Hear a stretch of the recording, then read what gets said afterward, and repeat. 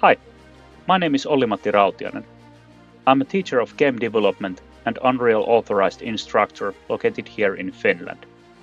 In this tutorial, we are going to develop a dungeon crawler game. We are going to create a mineral blueprint.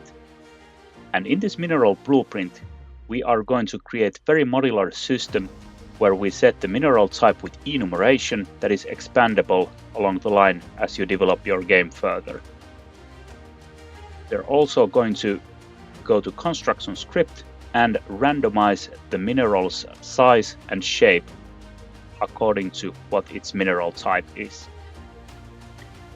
After that, we are going to create a blueprint component and give this to the player as a weapon. This blueprint component can be assigned to any character in the game, not just your own player pawn. We're also going to create a blueprint interface so that we don't need to cast to all the possible actor types that we are hitting with our weapon. Just simple attack function inside blueprint interface. These are the elements that we are going to be developing in the next 45 or so minutes. So let's hop in. So we'll start by creating a new project. And I'm using Unreal 5.7.3, but any version from 5 to upwards should be fine. I'm using a third version template and I'm calling my project Dungeon Crawler 2026.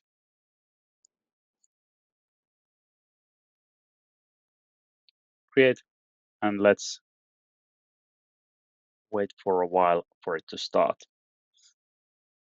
Okay, now that the project has been created, we'll start by making a new folder here to our content folder, and let's call this folder Dungeon Crawler. So we'll place all our game assets to this folder.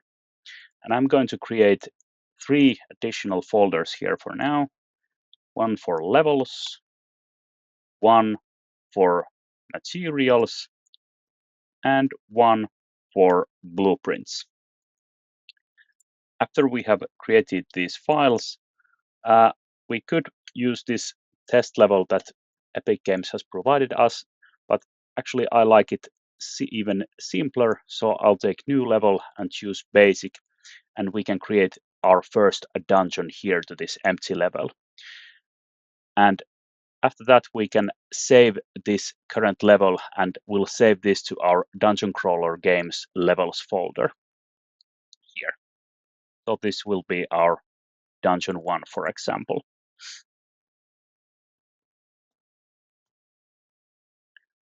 And let's make sure that here in the world settings, we have our game mode override set to third-person game mode so that our character can start run around in this level. Perfect. Okay, so the first blueprint that we are going to create here is going to be our mineral blueprint. I'll go to our blueprints folder and then right mouse click and choose blueprint class, and we'll choose the basic actor blueprint. I'm going to call this BP mineral. And while we're here in the same folder, in addition to BP mineral, I'm also going to create a new blueprint type. And this one is the one I'm choosing from the blueprint menu here. And here we can find enumeration. So this one is going to be called E underscore mineral types. So we're going to use these mineral types as a variable inside our mineral blueprint. So let's go inside our BP mineral and start building our mineral blueprint. After we have booted it up, I'll simply add some simple component here that presents our minerals here. I'll choose a cube. And this is going to be what our minerals are in the game. You can later change this to more fancy graphical asset, but this will do for now. So most of the work here in mineral blueprint is going to place here in construction script where we are building the properties of this mineral. So let's start by defining the mineral type and give it a variable. So this variable will be called mineral type. And the variable data type is going to be the enumeration that we just created. So I'll find it here by typing e underscore mineral types. So this is the enumeration that we just created. We can drag and drop it here and use set. So you see that mineral type here is invalid. That's because here in our mineral type enumeration, we have not defined any mineral types yet. So if we double click the mineral types that we created, we see that we don't have any enumerations here. So we can add them with this plus icon, and we'll start with a couple different types. We can type here basic rock and maybe something fancier like crystal. And we can give it a description, defines mineral type. Great. And you can add these minerals later to this enum list when you want to expand this, but we can start with this one. It might give you still an error here after you have defined the mineral types, but when you compile the blueprint, it should show you just correctly. You can also drag and drop this set mineral type again, and then we should have a drop down of our minerals. Great. So now it doesn't still make a difference what this mineral type is. We can actually make some kind of switch what each of these mineral types is going to do for our mineral. Let's start with a material, and we'll come back to this blueprint mineral a little bit later, but let's go to our dungeon crawler materials and let's create a material for our mineral. So I'll choose a material and I'm going to call this m underscore mineral. Right, and we'll go to this mineral material, and here inside this material I'm going to give this few parameters that we can create dynamic material instances. So I'll place a vector3 node, and I'm going to call this one, I'm converting it to parameter and call this one simply color. Then I'm going to press 1 and left mouse click, and this constant I'm also going to convert to parameter, and I'm going to call this one, it's going to be our emissive brightness. So I want these crystals to shine brightly, like crystals have to do. So this RGB color, I'm going to simply connect it to base color, and here to emissive color, I wanted to multiply it with our emissive node. So I'm going to place multiply node, and emissive brightness is going to be connected here. This one goes to emissive color. So these are the default values. I'm not going to do anything more here in our material view, but I'm going to create a couple of material instances from this material. So I'm going to right click, create material instance, and I'm going to call this one mi underscore rock. And the other one is going to be, another material instance is mi underscore crystal. Now, the rock material instance, I'm going to define its parameters here. It's going to be very boring, like a rock. It does not have any brightness, and it's basically just a gray color, like this. All right. Save it. And then for the crystal, I want this to shine a little bit brighter. So I'm going to give this emissive brightness around 10, and I'm going to give it some kind of crystal color, so it's not dull and gray, maybe something like turquoise color. And they should start shining a little bit brighter. Now we're going to use these material instances here inside our mineral blueprint. So here, depending on which material we are using, we can choose which material this mineral is going to use. So here, when we set the material type or the mineral type, I'm going to drag and drop this mineral type variable, and here I'm going to draw a line, and I'm going to find a node switch, not with E but with W, switch on E mineral type. So after we initially set the mineral type, then we are going to basically tell this mineral what it's going to do depending on the mineral type. And we're going to drag and drop this cube, which represents our mineral here, and we're going to set its material to be something specific. And we want these to be the material instances that we just defined. So here, if it's a rock, we want this material to be mi underscore rock. And here, for the crystal, we'll set the material to be the crystal material, mi underscore crystal.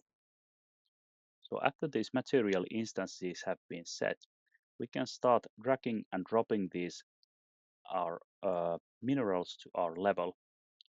And when we change the mineral type, you should see the changes taking place in our level. So if I change this to crystal, they should be shining like crystals. Now, of course, we don't want it to be always set this variable type here. Instead, we should make this a public variable here and not set it here, but instead let the level designer set the material type or mineral type to be whatever we want it to be. So now there should be a drop down here that shows you the mineral type, and you can place each rock individually or each mineral to be individually whatever you want to be. Now it's nice that we can change the mineral type here, but I actually want my dungeon to be more random so that we could actually see more random minerals in our floors. So for this purpose, let's randomize what the mineral type is going to be. So let's bring back this set mineral type node that we raised here a moment ago. And let's actually select the mineral type here from the mineral types. And here we should have options for our minerals. Option 0, rock, and option 1, crystal. And this list expands when you expand the enumeration. And we want to randomize this value that we are getting out from here. So let's pick random in the integer in range. Now we could of course place here a number 1. It always gives randomizes between 0 and 1. But if we later want to add these minerals to our list, then this is a bad way to do it. Instead, we could use here a node get number of entries in our enum list. Get a number of entries in e underscore, what was our enum's name, e underscore mineral types. That's it. So depending on how many minerals you have there, it's going to pick from there. Right. So now in construction script, if we run this randomizer first, it should always give us a random mineral type. So since it's placed inside construction script, you should see this randomization taking place even when you move your minerals here in your level. Cool. But let's give our level designers an option to choose if they want to manually define the mineral type or if they want to set it to random. So this is actually pretty easy to do. We could set here a variable called set mineral type randomly. Now variables should be named probably a little bit shorter, but this defines pretty well what this Boolean type variable is doing. So we're going to place here a branch by pressing left mouse button while B is held. And here, if set mineral type randomly is set to true, then we are going to go here to randomize our mineral type. And if it's false, we won't randomize it, but instead let the default value, or we're going to run with default value that we have set for this mineral type, and you can define it from the level. And the default value for this Boolean set mineral type randomly, I think it should be set to true. You can set it to false if you want to define the mineral types yourself. So random is at the moment like our default value. So if we take a look at our level here and we move these minerals, it randomizes their type.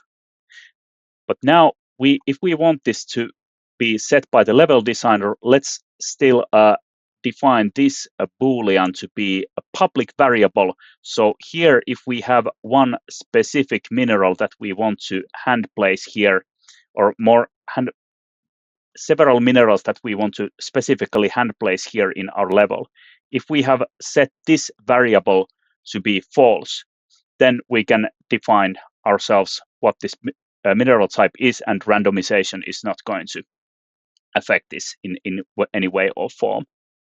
Okay, so as a final randomization, I'm going to randomize the scale and rotation of these mineral types so that they don't appear to be too similar when they appear in our dungeon.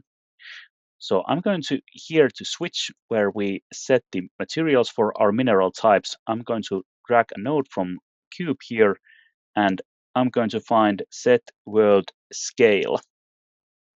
So this defines the scale of our object here.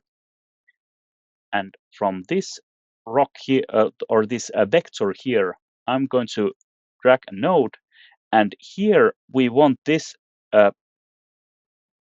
value to be a random float between two values. So we'll set minimum and maximum value.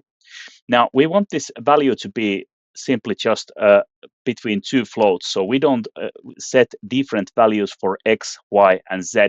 And that's why we want to randomize it between two floats. But first, let's turn this into to float like this. So here, now we can, that our scale vector has been set to float.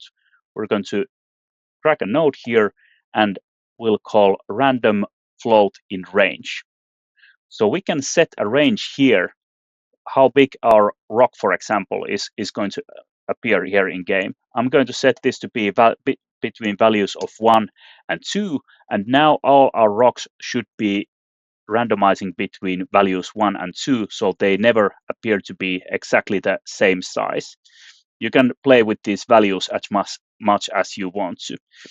And I think it's also good practice to actually promote these to variables with right mouse click and promote to variable, and call these ones, for example, rock minimum scale and rock maximum scale.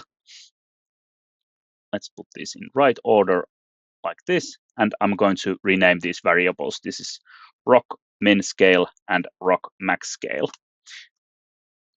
And you can do the same thing for crystals as well. I think crystals could be probably maybe a little bit smaller compared to the rocks. And also, in addition to the rock scale, I'm also going to set the rotation of these objects to be a little bit random. So set world rotation is here, and I'm not going to randomize all these axes, only the Z axis, that is the up axis. So I'm going to split this struct bin, and I'm going to randomize this value here, new rotation Z. So similarly, I'm going to drag a node and place random float in range, and here I'm just going to let it spin freely in its z-axis. So minimum value is going to be -180, and the maximum value is going to be 180. I don't see need to place to create variables out of these. They can be placed exactly like this. And now, if we take a look at these rocks here in our editor, you should see that they randomize in their scale and rotation. Perfect. So I also created the randomization for scale and rotation for the crystals as well. And at this point, our code has gotten a little bit messy. So I think it's a good idea to comment and structure our code for better readability here.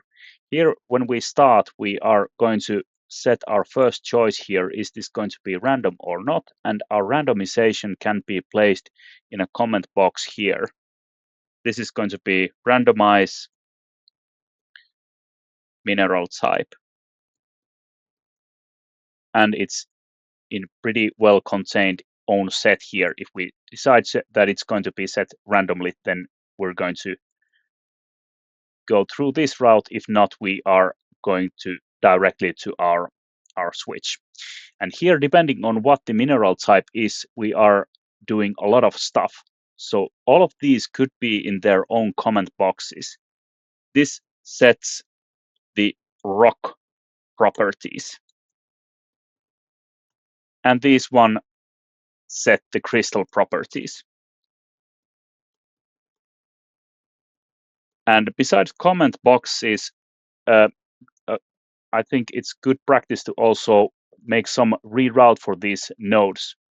This looks something like an octopus, and I think it's very hard to read this. Now it's okay to have one reference to this cube, but let's double click these nodes so that we create these rerouters to these, so that this would be a little bit easier to read, so that the flow of information is shown or communicated a little bit more cleanly. So I think when you create rerouters like this, it's already way better for readability. You don't want to look at the messy code after you come back to these blueprints after a long while. And especially since we are creating a construction script, and this is effectively more of a tool for generating these kind of material mineral types, I think it's especially important here, since you don't know who's going to take a look at this code. It's either your level designer, your technical artist, or whoever is going to do that. This is already much better when we have structured it this way. And just like that, we should have our mineral randomizer done. It randomizes the mineral type, its scale, and rotation. So the next step would be to give the player some kind of weapon and allow him or her to mine these minerals and collect the resources within. So the way we are going to give this weapon to the player, it will be in form of blueprint component. So this blueprint component can be attached to any character in the game, not just our player. We're going to cast a sphere or line or box in front of player, and if it's going to hit an object in front of it, we are going to send a message to that object, and that object can react to it in individual way. Minerals can break, and enemies, well, they can break too. Let's see how this is created. So we don't necessarily need to create code here inside our third-person character blueprint. We could create the attack animation here, but instead, let's give our player the weapon in form of blueprint component. So we are going to our blueprints folder, and here let's right-click and choose blueprint class and choose actor component. And let's call this basic weapon. Okay, and let's add this basic weapon component to our third-person character that acts as our player character. All right, and let's open our basic weapon. First, we need to know who is possessing this weapon, who is going to hold it. So for that purpose, let's create a variable here, and let's call this one player. And this player can basically be any actor. So object type can be simply just an actor. And we're going to set this in begin play to be something specific. Now, this blueprint component is set to our player character. So we are going to find this get player pawn, or actually we could do get player pawn, but this would limit it to only player pawn. We could actually find here a node get owner. So basically this means that any actor that has this component, blueprint component attached to it, is going to act as a player in this case. All right, so now that we know what the player is, we can actually start creating some kind of sphere or line trace in front of this player that is that owns this component. So we drag and drop the player variable reference here, and we need to know two things. We need this player's actor location, and we need to know what direction is forward from this player character. Get actor forward vector. Now that we have defined the location and forward vector of the character, let's cast this sphere in front of it. So we can type in here sphere trace by channel. There are many different kind of traces, line traces, box traces, but sphere trace basically creates a sphere in front of our character. So, and by definition, we can define a radius, how big this sphere trace is, so it's much easier to hit objects in front of it. I'll say that this radius is going to be 0.5. Okay, and the start location of this radius is going to be wherever our player is.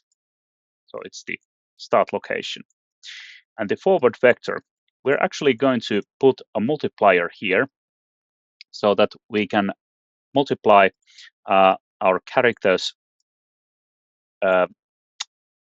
forward, or I mean, we can define how much further this goes from our character's nose in centimeters.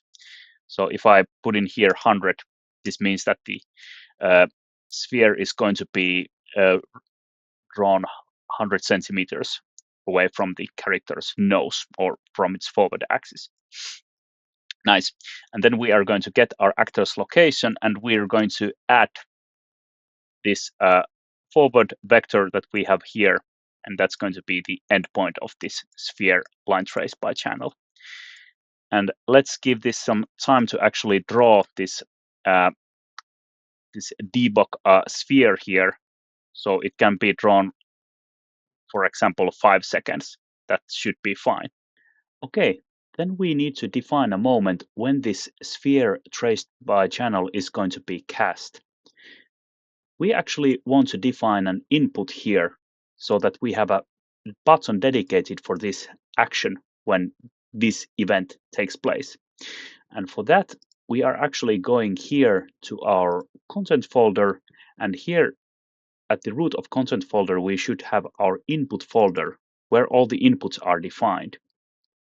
We can simply just go to our action inputs, and let's copy with Ctrl D our input action jump and rename this as IA attack. So this is going to be our attack button. When we have copied this, let's go to our IMC default. And here you should find all the mappings for all the actions that input actions that you have defined for your game.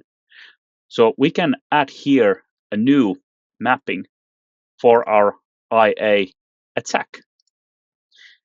And when you press the expand button here, you can define buttons, what this buttons this attack is going to use. I'm going to set this one to be a left mouse button, and I also want to use my game controller for this. So I also defined a button from my gamepad here. So I want this attack to happen with, let's say, gamepad face button left. That's it. And I'll save this, and I'll go back to my basic weapon component. And now that we have defined the attack input here, if we start searching attack, you should find here IA attack. So we can use here when the input has started, we are creating this sphere trace by channel. So now we can compile this and test it. Make sure that this basic weapon component is added to your third-person character that is running around here. And now if we press either the left mouse button or uh, the uh, button from our controller, the sphere trace by channel should be created. And whenever it hits something, it should display us a green color, like we see here. Great. Now, the sphere radius is actually a little bit smallish. I put in here 0.5. Remember that Unreal runs in centimeters, so 0.5 centimeters is quite small. So let's put in here something like maybe 50 centimeters is something that I had in mind. And now the sphere radius should be way bigger. That's more like it. Easier to hit things like that.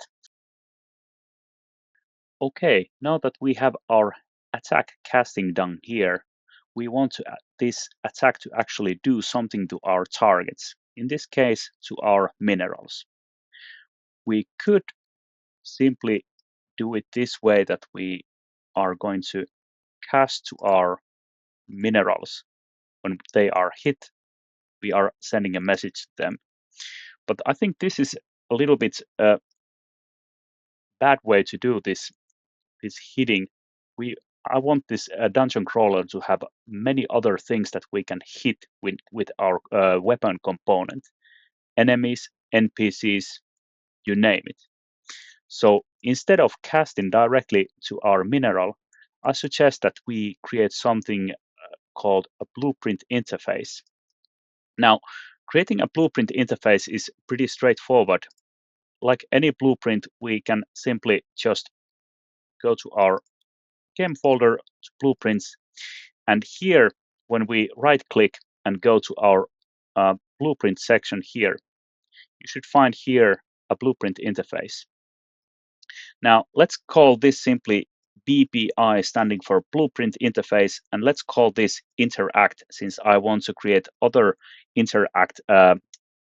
interactions to this blueprint interface as well. And here inside this blueprint interface, when we open it, we can define functions here. And I'll define a function called attack. Since I'm attacking a target, in this case, first our mineral, then some other targets. All right, so this is our blueprint interface. It has one function called attack. And now if I want these minerals to be affected by this attack action that the character does, here inside our blueprint mineral, we can go to our go to class settings. And here on the right side on details, there's implemented interfaces. And that section is currently empty.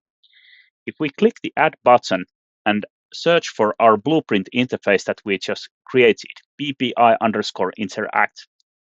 Now it has this blueprint interact interface, and you can see that here in interfaces, this function that we just created can be accessed here.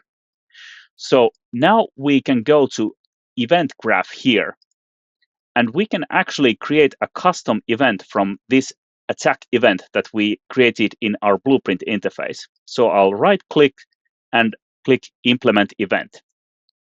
Now, whenever this event attack is called, we can do something that comes from this custom event.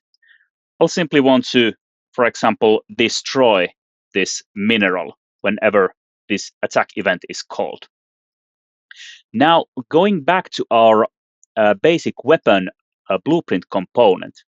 Now, if here in hit actor, if we are hitting an object, we can drag from hit actor and call this blueprint interface action, attack message. So whenever we hit something, it's going to check if this object inherits this blueprint interface, and it's going to then do whatever we defined here in blueprint. In this case, we wanted to destroy an object. So now, if we try to hit these minerals, the blueprint interface should do its thing and actually destroy these actors. Now, one good thing about these blueprint interfaces is that this can actually take also inputs. So let's say that we want that our minerals have actually HP, and they can actually, or they require 3 hits before player can break them. So here in our blueprint interface interact, we can go to our attack function and add an input here.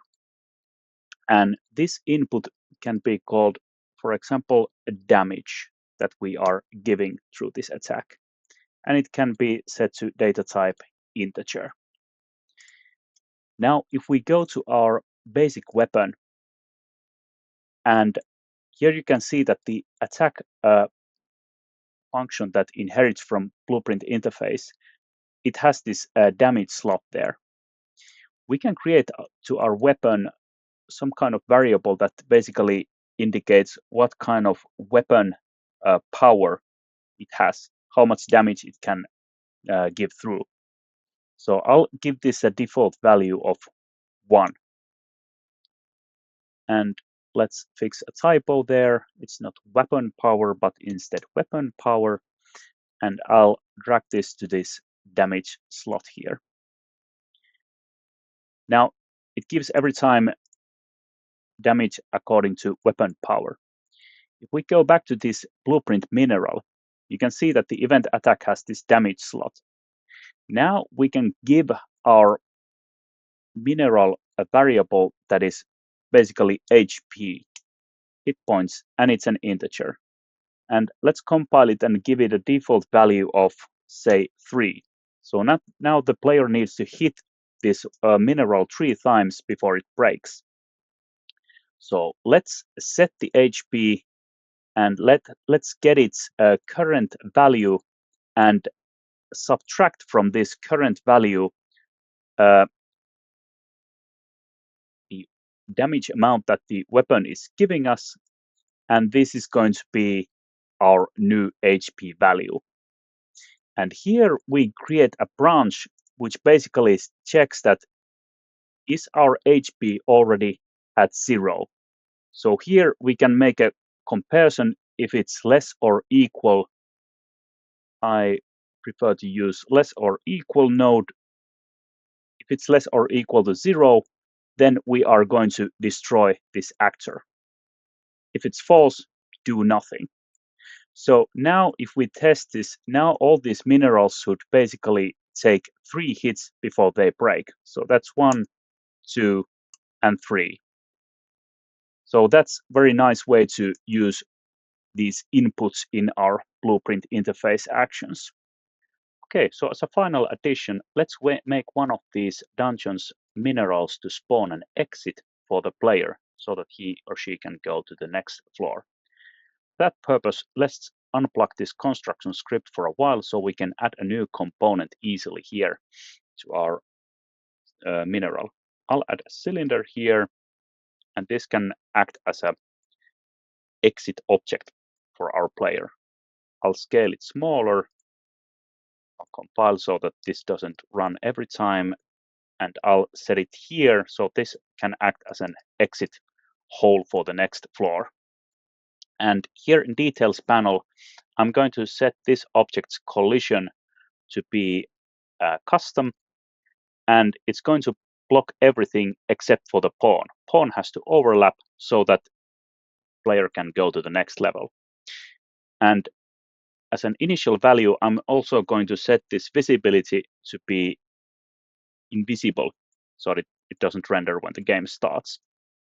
And here in event graph, I'm going to actually create a new variable here, and these minerals are going to have a variable called hasExit. And it's going to be public, and default value is going to be set to false. So it's not an exit door. And we're going to create additional branch here. So if this exit sign is true, or this object has this exit included, then what we're going to do, we're going to activate this exit cylinder. So we're going to set its visibility to be true so that it's visible in the game. And we're also going to set this cylinder's collision to be true. So set collision enabled. And the collision type will be here query only, meaning that only overlaps work with it, not physical collisions. So let's unplug this. So if exit is true, we're going to here activate exit. And instead of destroying this actor, let's do the same thing for this main mineral itself. Let's set its visibility to be false so that it's not visible in the game. And let's set its collision so that it does not have collisions. Nice. So we could run to this from false. And actually, when we activate the exit sign, we need to reroute this here as well so that this is disabled at the same time. I'll call this disable mineral. Nice. So how do we decide which one of these minerals is going to have this exit included? Let's decide this in our level blueprint. So I'll go to blueprints here and open level blueprint. Here in level blueprint, we'll go to event begin play, and we are going to get all of these minerals from our level. So all the mineral actors are going to be found from here. And when we get one instance from this number is going to decide the instance. And here we are going to set its has exit variable to be true. Now, I don't want this to be the same number every time. I want this to be more random. So I'm going to randomize this number between a certain range, random integer in range. The first value can be 0, but the maximum value should be got from this array. So how long is this array? That's going to decide the maximum amount. But so that we won't go over this array length, we have to subtract 1 from this array length and plug that one to this maximum slot in our random integer. So we're going to subtract from 1 from this maximum length. Finally, let's grant player an exit from this level. So if this cylinder object, which I'm going to rename as an exit, appears in the game, player gets out of the level or deeper to the level, however you will. Make sure that your collision is set to no collision, and the collision type is custom. It blocks everything but overlaps the pawn object or pawn actor. So now when the exit is selected, let's create an event which is collision on component begin overlap. And other actor, let's cast to third person character so that whenever our player runs over it, it's going to open a level. There's no fancy transition or no additional levels, just this one level that we have created so far, but you can add these later here. So we'll compile and test the game, and let's see if we can find an exit to deeper levels of this dungeon. So none of these have had it yet. Let's mine for more, and eventually we'll find it. There it is. Yeah, and it loads the game again, same level again. So after this tutorial, I think you have a pretty good basis for making your own dungeon crawler game. We didn't have time to add all the things that would make a dungeon crawler game, like looting, other pickups, and even enemies. But with this structure and idea, it's pretty easy to add them later on. And maybe we'll see a video tutorial covering those topics later on. But for now, that's all for now. Thanks for tuning in. Bye. And set mineral types by them. I hope you learned something valuable in this tutorial. Ow!